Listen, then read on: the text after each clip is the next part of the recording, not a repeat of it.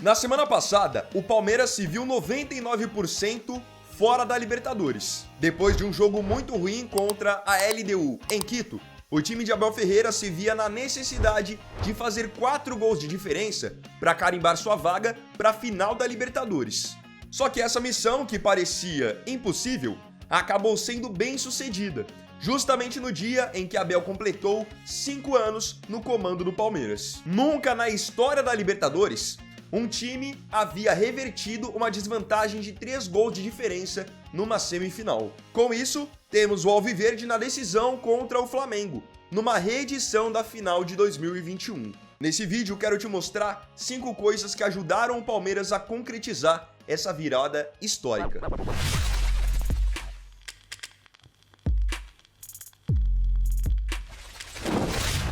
Número 1. Acreditou que era possível.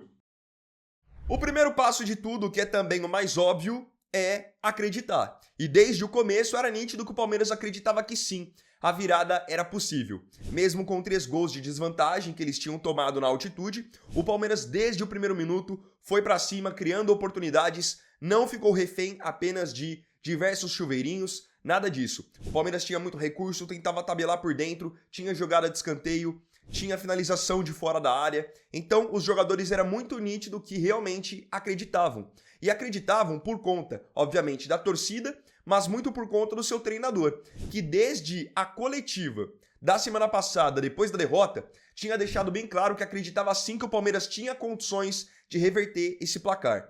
E tinha alimentado novamente essa narrativa depois do empate contra o Cruzeiro no final de semana, onde disse que acreditava que nessa última quinta-feira o Palmeiras viveria uma noite mágica. E foi exatamente o que aconteceu. Só que também, óbvio, o Palmeiras fez por onde? Não foi só na vontade, teve parte estratégica também. Tô mostrando aí na tela agora o time que o Abel mandou a campo.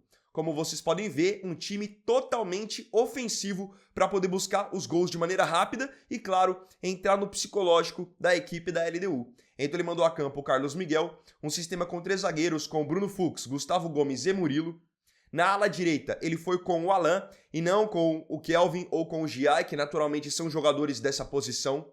Ali mais centralizados, ele teve Maurício, Andreas Pereira e o Sousa flutuando com Piquerez na ala esquerda. E a dupla de ataque tradicional dele com Vitor Roque e Flaco Lopes. Ou seja, o Palmeiras tinha a parte motivacional de que acreditava que poderia virar, mas o Abel mandou a campo mesmo um time que, na prática, ia tentar fazer isso acontecer. Número 2. Pressão para salvar os encaixes. Uma coisa que acabou ajudando muito nessa missão foi a pressão para poder salvar o encaixe. O que era isso? Como o Palmeiras jogou no meio-campo, principalmente sem um primeiro volante, sem um marcador, como um Emiliano Martinez ou Aníbal Moreno, era um time que tinha que jogar para frente, então todo mundo tinha que estar comprometido com a sua marcação. A marcação, ela era 1 para 1. Então, desde o ataque, o Vitor Roque, o Flaco Lopes, eles tinham que pressionar a saída de bola da LDU para fazer a LDU ou perder a bola na saída ou rifar essa bola. Porque se a LDU conseguisse quebrar a primeira linha de marcação do Palmeiras, o que ia acontecer? Eles iam gerar situações onde os atacantes deles ficariam no mano a mano com a defesa do Palmeiras. E assim, Gustavo Gomes, Bruno Fux, o Murilo são os zagueiros lentos. Se eles ficarem no mano a mano com os atacantes rápidos da LDU, eles iam ter prejuízo. Então, desde o ataque, Maurício, Sousa, Vitor Roque, Flaco Lopes, todo mundo tinha que correr ali para poder abafar para que a LDU perdesse a bola. E foi exatamente isso que o próprio treinador da LDU, Thiago Nunes, falou na sua coletiva pós-jogo, dizendo que o Palmeiras sufocou a LDU e a LDU não conseguiu sair uma vez com a bola no chão. Por isso que ou eles estouravam ou perdiam a bola na saída com bola no meio ou nas laterais. E assim, ainda mais hoje em dia, os atacantes têm que ajudar cada vez mais nessa primeira pressão, nessa marcação, e ontem o Vitor Roque e o Flaco Lopes principalmente fizeram isso com excelência. Porque se o atacante fica pensando só em fazer os gols que precisa para poder buscar o placar, acaba estourando todo o problema lá na defesa. Número 3. Time mais leve. Outra coisa que eu enxergo que foi fundamental para essa remontada do Palmeiras foi até mesmo a escalação do Abel. Mas não só na mudança de formação, na mudança de peças mesmo. Porque na semana passada, no jogo na altitude, o Palmeiras precisava correr mais e ele acabou mandando um time pesado. Como, por exemplo, o Emiliano Martinez e o Rafael Veiga no meio de campo. Com isso, a LDU ganhava ali na velocidade e na parte física, a maioria dos duelos. No jogo de ontem, ele viu que ele tinha errado no primeiro jogo e fez essa correção. Do meio pra frente, o Palmeiras só tinha jogador leve e jogador rápido. Olhem só os nomes: Andreas Pereira, Maurício, Ramon Sosa, que é muito rápido, Alan, que tem uma potência absurda, o Vitor Roque, que é um monstro, e o Flaco Lopes. Então, com os jogadores mais leves, o jogo do Palmeiras conseguiu ter muito mais fluidez. Aí tudo bem, depois entraram outras peças, como o próprio Rafael Veiga, que fez 2 gols, que foi importante, mas para a pressão inicial do Palmeiras, ter um time mais leve foi muito importante. Ainda mais com o fato de o Palmeiras jogar no sintético e os jogadores do Palmeiras já estarem habituados com isso. Número 4. Muitas inversões. A LDU tinha uma vantagem muito boa. 3 gols, então eles foram para o Allianz Parque na intenção de se defender e, obviamente, se fazer valer dessa vantagem. Então, quando a LDU não tinha a bola, que era na maior parte do tempo, eles marcavam com uma linha de 5 defensores, com um dos atacantes recompondo o meio campo. Então, marcavam basicamente num 5-4-1. O Palmeiras, precisando dos gols, tinha que fazer a bola girar rápido para tentar abrir a defesa da LDU e ou fazer alguma jogada por dentro, ou então chegar na linha de fundo para tentar um cruzamento, fosse pelo alto ou fosse rasteiro.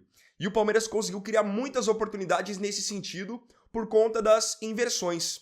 Podem perceber que o Andreas Pereira, que era o jogador ali central mesmo do meio campo, a todo momento ele pegava e ia fazendo esse jogo girar rápido, porque se o Palmeiras ficasse demorando muito para trocar os passes, a defesa da LDU ia balançando e não ia ter dificuldade nenhuma em fazer a marcação. Aí o que ia acontecer? O Palmeiras ia cruzar a bola de qualquer lugar, e aí para os zagueiros da LDU ia ser mais fácil só vir e cabecear essa bola estando de frente.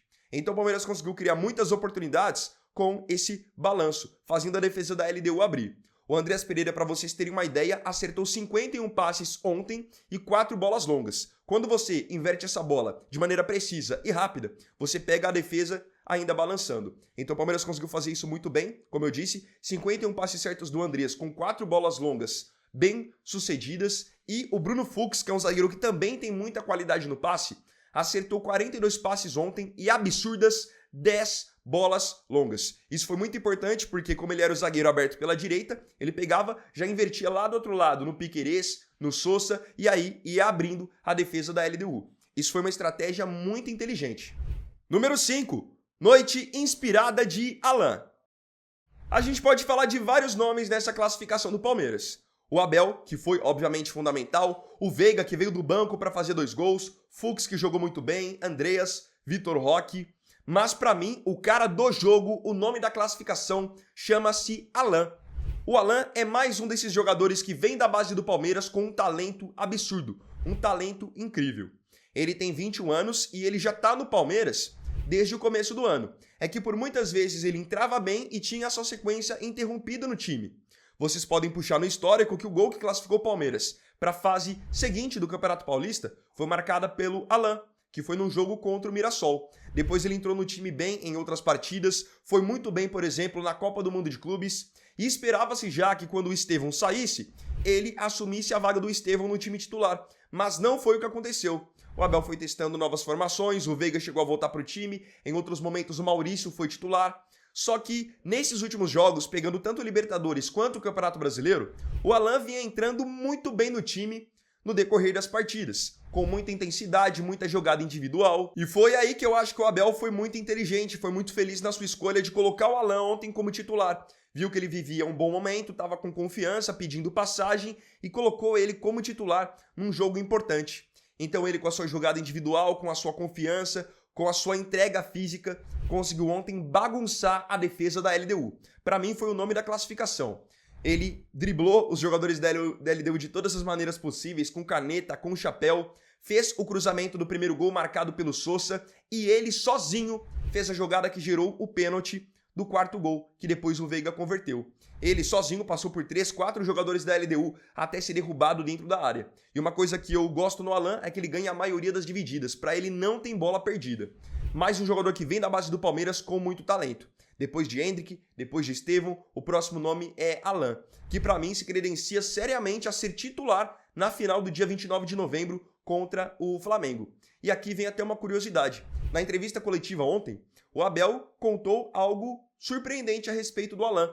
Ele disse que nos últimos dias estava conversando com o Alan e perguntou sem compromisso quanto que o Alan estava ganhando de salário no Palmeiras. O Alan contou então pro Abel quanto que estava ganhando, falou um valor de jogador de base mesmo, que quando tá subindo não ganha tanto, e o Abel acabou se surpreendendo. Foi aí que ele foi falar com a diretoria, com o Anderson Barros, e pediu para que dessem pro Alan um novo contrato, uma valorização salarial. Aí, passam-se alguns dias e o Alan joga dessa maneira.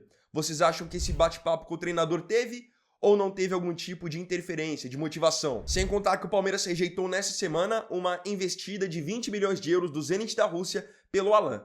Certamente depois da partida que ele fez ontem, ele tá valendo no mínimo 10 milhões de euros a mais. E tem mais, tá? Eu citei a questão dos dribles dele. Ontem ele concluiu 10 dribles contra a LDU. Tem 6 anos que um jogador, num mata-mata de Libertadores, não dribla por 10 vezes de maneira bem sucedida.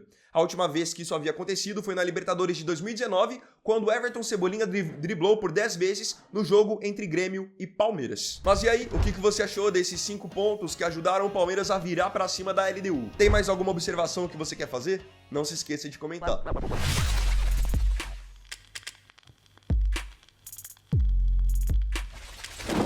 Então, bom, galera, esse vídeo foi o primeiro dessa sexta. Eu agradeço profundamente a você pela companhia em mais um vídeo. Se gostou, deixa o like, se inscreva e compartilhe. Então é isso, tamo junto, até mais tarde e até o próximo vídeo. Fiquem com Deus. Vini Vaier aqui, valeu, falou e fui!